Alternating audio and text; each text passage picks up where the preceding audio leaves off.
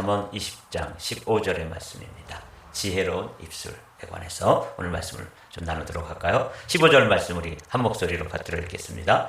세상에 금도 있고 진주도 많거니와 지혜로운 입술이 더욱 귀한 보배니라. 네. 뭐 어렵지 않은 말이죠. 세상에 귀한 것, 솔로몬에게 있어서도 아주 귀하고 또 보배로운 것, 진귀한 것, 이거는 이제 금을 제일로 치지요. 근데 그 고대로부터 지금까지 금에 대해서는 가치가 있는 것이잖아요. 그 세상에 가치 있는 것 중에 보배로운 것 중에 금도 있고, 그 다음에 여기 진주도 많거니와, 그런 진주와 같은 것. 근데 진주라고 번역되었지만 영어 성경을 보면 루비스라고 되어 있어요. 또 어떤 성경을 보면 산호라고 되어 있어요. 그러니까 하여튼 좀 귀한 건데 이걸 왜 진주라고 번역을 했는지는 모르겠습니다. 영어 성경은 루비라고 되어 있더라고요. 근데 진짜 보배는 어떤 것이냐면 입술이다, 이렇게 이제 이야기해요. 근데 그 입술 중에서도 지혜로운 입술이 귀한 것이다. 그래서 오늘은 이 지혜로운 입술에 관해서 함께 말씀을 좀 나누도록 하죠.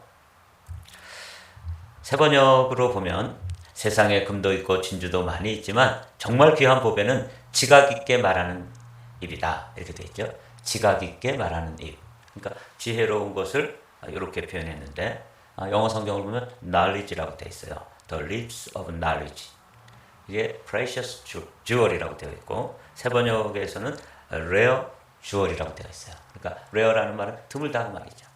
그러니까 이제 솔로몬 시대에도 이렇게 지혜로운 입술들은 다 가지고 있는데, 이 지혜로운 입술, 이 지식을 말하고 아주 지혜로운 입술은 rare, 드물더라는 거죠. 제가 이 말씀 보면서 precious jewel, 아주 그 진정한 보배로운 주얼과 같은 것이 지혜로운 입술인데, 이런 게 그 당시에는 드물었고 오늘날에도 드물다고 말이죠. 이게 신기한 거예요. 그래서 그러면 그 드문 사람이 우리가 되면 좋겠다, 이런 소원을 가지고 또 이 말씀을 묵상했습니다. 공동 번역 우리 함께 읽어보죠. 황금이 있고 산호가 많은들 무엇하랴, 쓸모 있고 값진 것은 지혜로운 입술이다. 네. 그러니까 이건 조금 또 다르게 번역을 했는데, 그 루비를 어떻게 번역했냐면 개역 개정판이나 새 번역에서는 진주라고 번역을 했는데 여기서는 산호라고 번역을 했어요.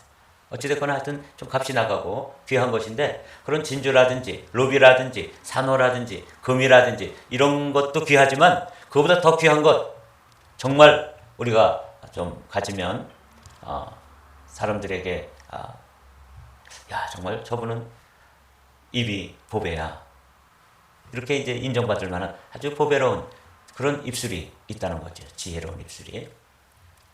설교자 중에서도 크리소스톰이라고 하는, 원래 이름이 요한인데, 그 요한이라고 하는 그 설교자는 나중에 이제 그 설교자가 끝난 후에, 삶이 맞춰진 후에 그 별명이 뭐라고 되어 있냐면 크리소스톰이다. 그래서 요한 크리소스톰이라고 불러요. 저는 그래서 그게 원래 그 이름인 줄 알았는데 자세히 살펴봤더니 그 크리소스톰이라는 게 무슨 뜻이냐면 황금의 입이다, 그런 뜻이에요. 그러니까 너무 설교를 아주 말씀을 지혜롭게, 그리고 굽힘 없이, 또 사람들 눈치 보지 않고 말씀을 말씀대로 전해서 당시에 그 권력자들 앞에서도 말씀의 진리를 선포하는 데 있어서 조금 더 굽힘이 없이 말씀을 전했었는데, 그 사람이 떠난 후에 그 설교를 들었던 사람이 그분을 칭송하는 별명을 지어드렸는데, 그게 뭐냐면 요한 크리소스톰이다, 이런 입이 있어요. 황금의 입이다.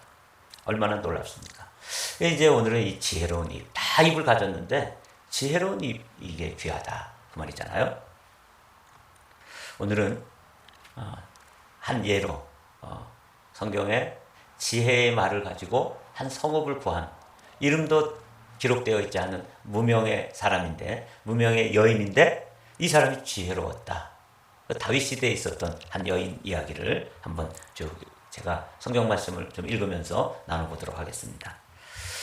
이에 그들이 벳마가 아벨로 가서 세바를 애우고 그 성읍을 향한 지역 언덕 위에 토성을 쌓고 요압과 함께한 모든 백성이 성벽을 쳐서 헐고자 하더니, 그 성읍에서 지혜로운 여인 한 사람이 외쳐 이르기를 들을지어다 들을지어다 청하건대 너희는 요압에게 이르기를 이리로 가까이 오라 내가 네게 말하라 하노라 한다 하라. 그러니까 이제 요 말씀의 배경을 잠깐 살펴보면 다윗이 압살롬이라고 하는 아들이 반역을 해가지고 이제 피난을 갔다가 돌아왔잖아요. 그런데 이제 이렇게 하다 보니까 이 다윗이 이 왕권이 좀 약화됐어요. 그리고 이제 사람들이 좀 우습게 보게 된 듯합니다. 그럴 때 요 세바라고 하는 한 인물이 아니 뭐 아들한테도 저렇게 절절매는 그 사람을 우리가 뭐 왕으로 섬길 거 뭐 있냐 이래가지고 또 반역을 한 거예요. 이 세바라는 이름이 반역한 사람의 이름입니다. 이 사람이 이제 반역은 했지만 사실 어떻게 다윗을 당하겠습니까? 다윗은 백전노장이고 그 밑에 수하에 기라성 같은 그런 장수들이 있잖아요. 그 중에 장수 중에 장수가 빨간 하이라이트로 되어 있는 누구예요?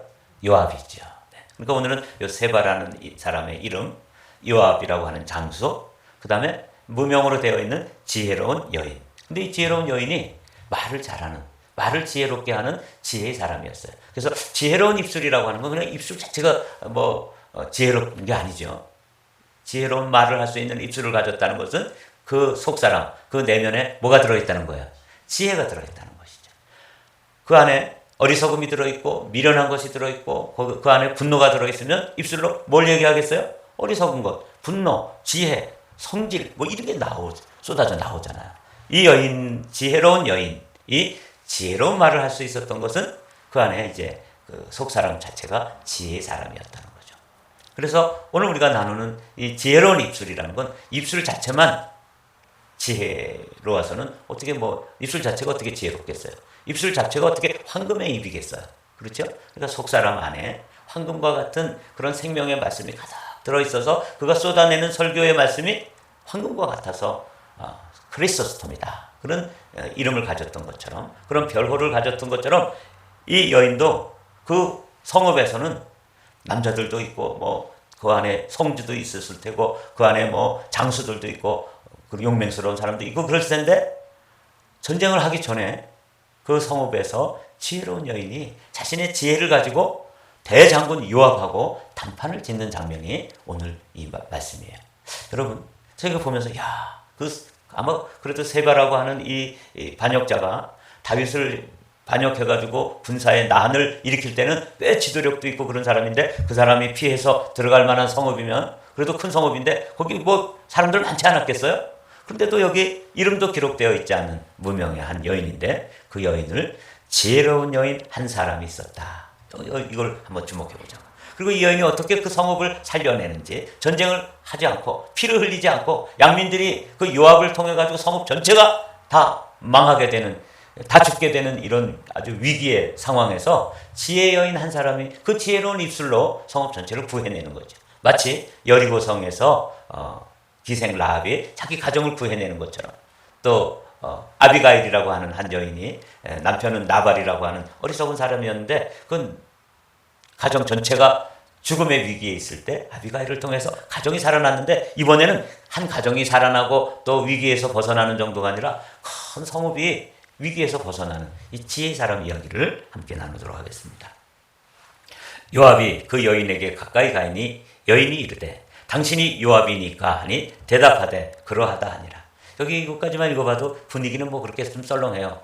뭐 웬 여인이 뭐 대화를 하자 그러니까 요압이 좀 심드렁했겠죠.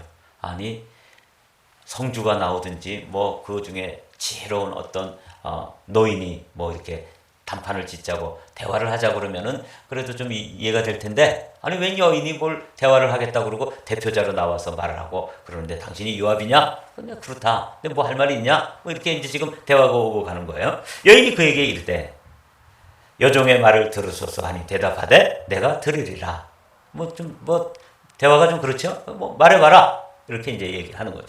여인이 말하여 이르되 옛 사람들이 흔히 말하기를 아벨에게 가서 물을 것이라 하고 그 일을 끝내었나이다. 사실 요 무슨 말인지 저도 잘 모르겠어요. 그러나 그 사람들끼리는 이 정도로 얘기하면 그 뭔 얘기를 잘 들어서 일이 잘 마무리 지었다. 이런 이야기를 이제 한 거예요. 이 여인이. 그러니까 이 여인도 알고 있는 이야기고 요압도 알고 있는 이야기를 이제 툭 던져서 요압으로 하여금 그래 한번 이야기를 들어봐야 되겠다. 이렇게 이제 말을 듣도록 한 거죠. 나는 이스라엘에 화평하고 충성된 자 중 하나이거늘 당신이 이스라엘 가운데 어머니 같은 성을 멸하고자 하시는도다. 어찌하여 당신이 여호와의 기업을 삼키고자 하시나이까. 이 여인이 이 성읍을 어머니라고 이야기하고 또 성읍을 뭐라 그랬어요? 여호와의 기업이다. 그러니까 신앙적으로도 그렇고 또 인간적으로도 이 성읍을 내가 무너뜨리고 다 성읍에 있는 사람들을 처치하면 어머니를 죽이는 것과 같겠다. 이렇게 이제 얘기를 하는 거예요. 그래서 제가 아주 감성에 호소하는 거죠. 또 신앙에 호소하잖아요. 그럼 당신은 어머니를 죽이겠습니까? 그리고 이건 여호와의 기업인데 다 망쳐가지고 무슨 유익이 있겠습니까? 그렇게 이제 이야기를 하니까 맨 처음에는 좀 별로 중요하게 생각하지 않고 웬 사람이 말하겠다니까 한번 드러나 보겠다. 그렇게 했다가 아주 지혜롭게 지금 말하는 거예요.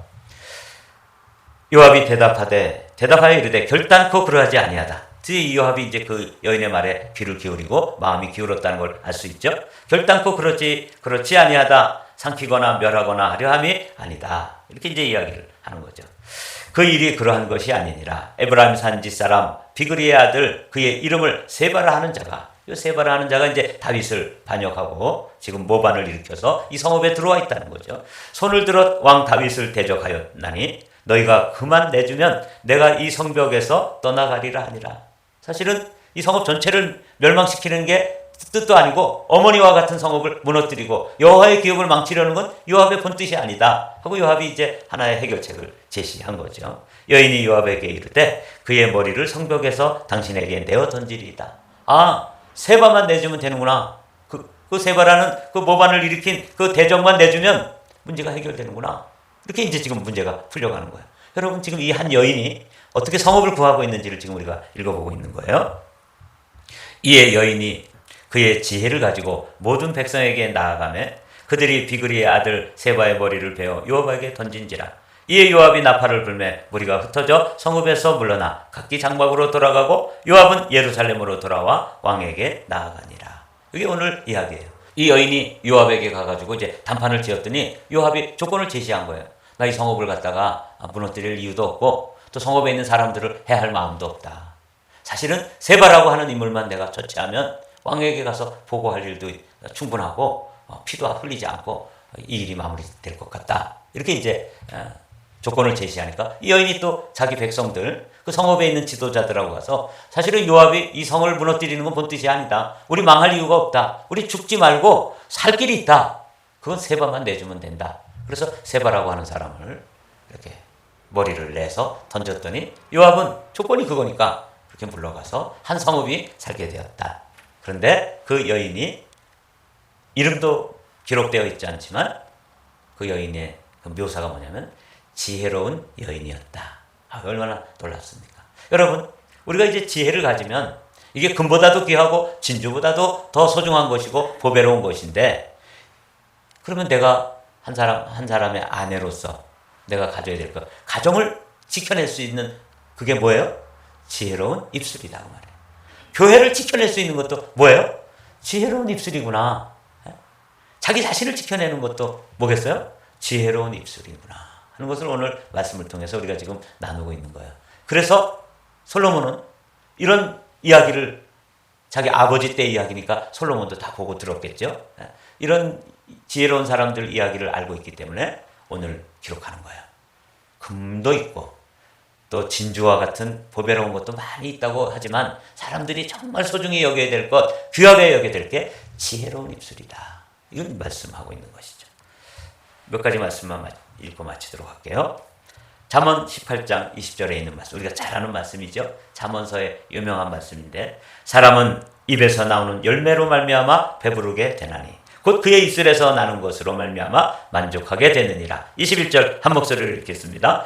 죽고 사는 것이 혀의 힘에 달렸나니 혀를 쓰기 좋아하는 자는 혀의 열매를 먹으리라. 그렇습니다. 죽고 사는 것이 혀의 힘에 달렸다. 이 혀를 잘 쓰면 사는 일이 생기기도 하고 혀를 잘못 사용하고 그러면 누군가의 노를 바라고 누군가의 화를 돋구어가지고 큰 낭패를 경험하고 그렇게 되는 것이죠. 이게 이제 죽고 사는 것이 혀의 힘에 달렸다. 여러분 그 지혜로운 그 여인이 한 성읍의 그 존폐 위기에서 성읍이 그 요압이라고 하는 장수가 어마어마한 장수잖아요. 국가의 그 군사력을 이끌고 와서 한 성읍 정도 무너뜨리고 막 초토화시키는 것은 일도 아닐 거 아닙니까? 그래서 다 아무 영문도 모르고 다 죽게 생겼는데 한 여인의 지혜로 말미암아 살게 되었다. 이 세치혀로 온 성읍을 살린 거야. 죽고 사는 것이 혀의 힘에 달렸다 하는 아주 좋은 이해가 되겠죠? 여기 보십시오. 입의 말로 얽히고 잡히게도 된다. 이게 성경에 기록되어 있는 말씀입니다. 잠언 6장 2절 말씀 함께 있습니다. 내 입의 말로 내가 얽혔으며 내 입의 말로 인하여 잡히게 되었느니라. 이런 경우 많이 있죠. 어제는 우리가 듣는 귀와 보는 눈에 관해서 말씀을 나눴습니다. 듣는 귀와 보는 눈은 다 여호와께서 지은 것이니라. 그래서 잘 듣는 귀, 또 제대로 볼 수 있는 안목, 이게 중요하다고 말씀을 나눴는데 오늘 다시 한번 이사야 50장 4절에 있는 말씀, 너무 중요한 말씀이고 이런 말씀 여러분들이 외워두셔야 합니다. 함께 읽어보겠습니다. 주 여호와께서 학자의 혀를 내게 주사 나로 곰핍한 자를 말로 어떻게 도와줄 줄을 알게 하시고 아침마다 깨우치시되 나의 귀를 깨우치사 학자같이 알아듣게 하시도다. 그렇습니다. 혀는 학자의 혀, 지혜로운 많이 배운 그 배움이 있는 혀를 말하는 거죠. 그래서 학자의 혀와 학자의 귀, 여기 이제 오늘 아침에 우리가 하나님께 기도하고 싶은 제목입니다. 말씀을 20장 15절의 말씀을 중심으로 오늘 이런 말씀을 나눴는데 이 말씀을 읽고 마치도록 하겠습니다. 세상에 금도 있고 진주도 많거니와 함께 있습니다. 지혜로운 입술이 더욱 귀한 보배니라. 지혜로운 입술.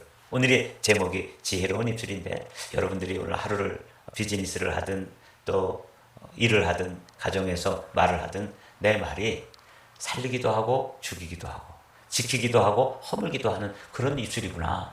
그래서 하나님 앞에 학자의 혀, 학자의 귀를 주십시오. 그래서 누군가를 이렇게 내가 말을 하면 사람에게 좀 도와주고 그 위경에서 벗어나는 이런 정말 소중한, 죽고 사는 것이 혀의 권세에 달렸는데 혀를 잘못 쓰면은 나라 전체가 망하기도 하고 성읍 전체가 망하기도 하지만 혀를 잘 쓰면 피를 한 방울도 흘리지 않고 성읍을 살리고 된다. 지혜로운 입술을 주소서 하는 게 오늘의 제목입니다.